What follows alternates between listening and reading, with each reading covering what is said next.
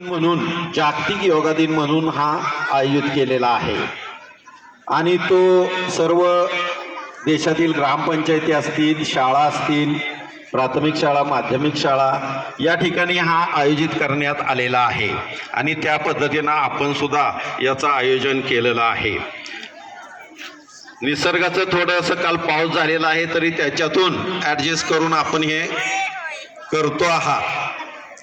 तरी प्राणायाम आणि योगासनं असतील, प्राणायाम असतील, हे करताना तुम्ही शांत करायचे, गडबड करायची नाही अजिबात। व्यायामामध्ये आपण थोडीशी गडबड केली तरी चालते, पण योगासनामध्ये प्राणायाममध्ये गडबड अजिबात करायची नाही, शांत पद्धतीनं करायचं आहे। आणि हे शांत करण्यासाठी प्रथम आपण प्रार्थना घेतोय। प्रार्थना म्हणजे शाळेची प्रार्थना आहे, योगासनाविषयी प्रार्थना दिलेली आहे, ती प्रार्थना घेतोय। सगळ्यांनी